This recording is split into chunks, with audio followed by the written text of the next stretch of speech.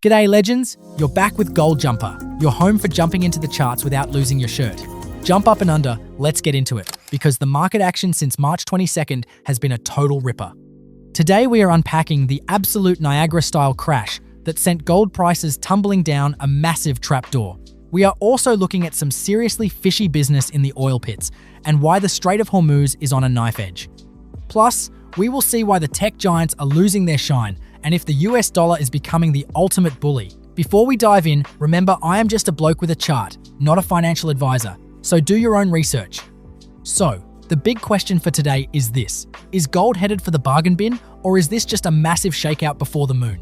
Let me know your thoughts in the comments, smash that like button, and subscribe to join the crew of legendary traders. Now, grab a cold one and settle in, because the news coming out of the weekend was absolutely mental. We start with the headline that has every gold bug in Australia looking for a place to hide their stash. Gold just went full Niagara, dropping from $5,400 to as low as $4,128. That is a massive wipeout of over 10% in just a few days, leaving the bulls absolutely winded. The big institutions didn't hang around. They started dumping their paper positions faster than a roo in a bushfire. It looks like a classic case of forced liquidation as margin calls started screaming across the major trading floors. When the price cracked $5,000, it was like someone pulled the plug in the bathtub and everything drained out. Institutional sellers needed cash fast to cover other losses, and liquid gold was the easiest thing to sell.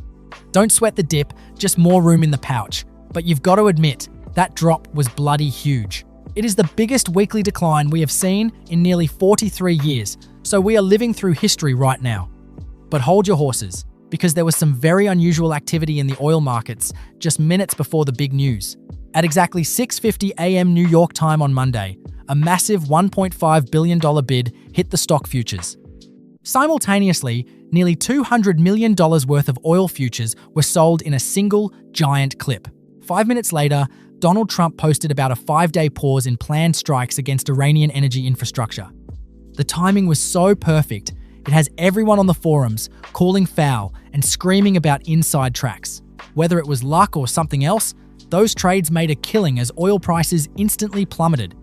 Brent crude fell off a cliff, dropping 14% toward $96 per barrel in a heartbeat. Trump claimed very good and productive conversations were happening to end the hostilities in the Middle East. Iran's officials were quick to call it fake news, but the market had already moved and the damage was done. This tactical pause in Operation Midnight Hammer gave the markets a tiny bit of breathing room. Speaking of oil, West Texas Intermediate, or WTI, has been on a proper roller coaster ride lately.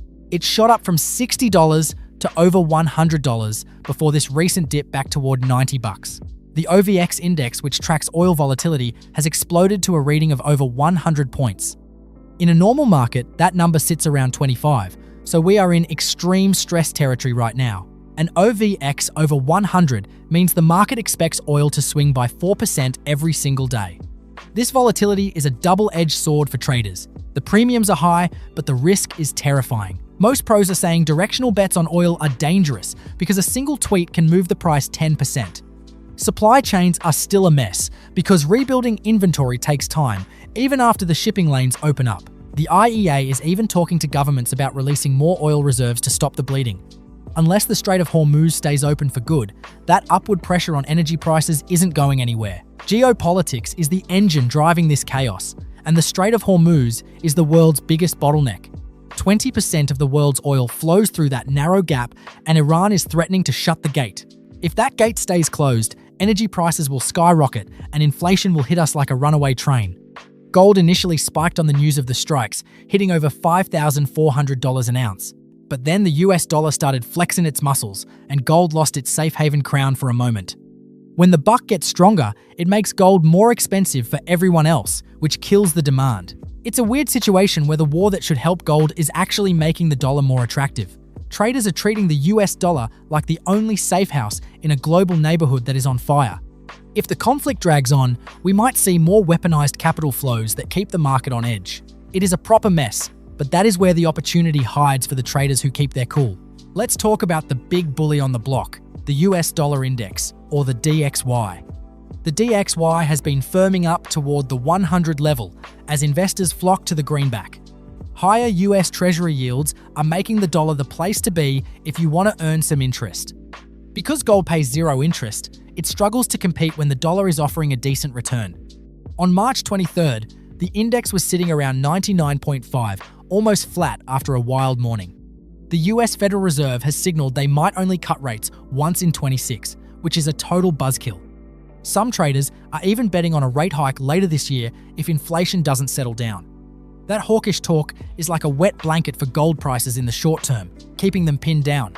For our mates trading the Aussie dollar, it is currently around 0.698. A weaker Aussie dollar actually helps domestic gold prices, so it's not all bad news for us locals.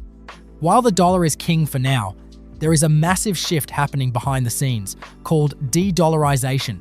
The BRICS nations are leading the charge to stop relying so much on the US financial system. They launched a pilot program for a new gold-anchored settlement tool called the unit. Think of the unit as a digital trade currency, where each one is pegged to exactly 1 gram of gold. It is backed 40% by physical gold and 60% by BRICS national currencies like the yuan. This isn't just a hobby. These countries now control about 50% of global gold production. Their total gold reserves have crossed 6,000 tons, with Russia and China leading the pack. This shift means gold is becoming an active trade asset again, not just something sitting in a vault. Long-term, this creates a massive floor for gold prices that the paper traders can't ignore forever. It is a slow-motion changing of the guard, and gold is the star of the show in this new system. Now, let's check in on the tech world, because the Magnificent Seven aren't looking so magnificent lately. Giants like Microsoft, Nvidia, and Tesla are actually underperforming the broader SP 500 this year. Earnings growth for these 7 titans has slowed down from 40% last year to just 22%.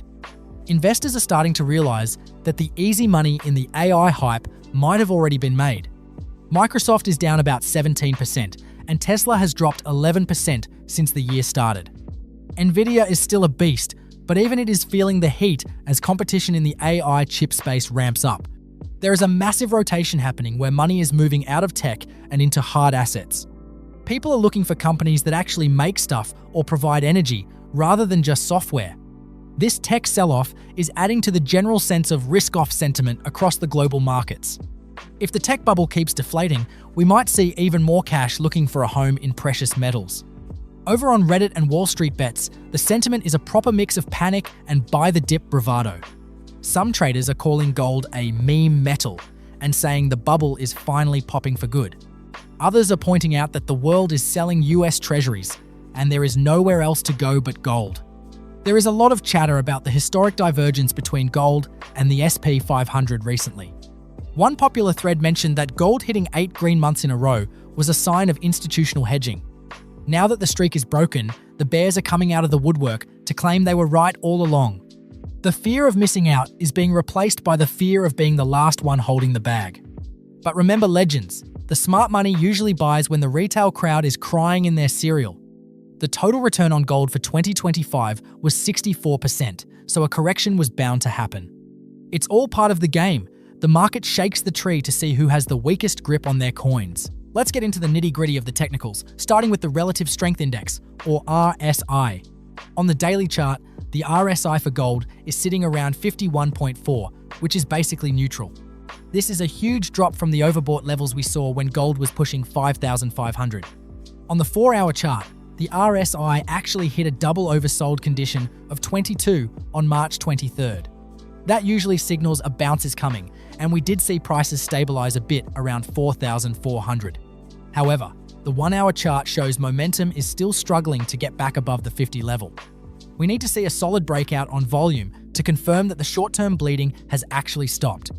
Until then, we are just range trading in a zone of indecision while everyone waits for the next headline. Moving averages are telling a bit of a scary story for the medium-term trend right now.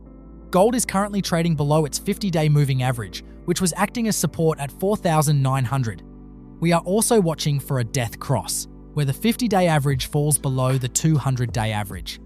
Right now, the 200-day simple moving average is sitting way up at 5,108. The fact that we are so far below that level shows just how aggressive this sell-off has been.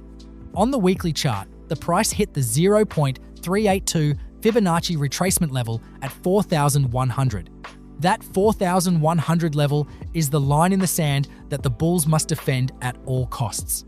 If that level cracks, the next stop could be a long way down, maybe even toward $3,000.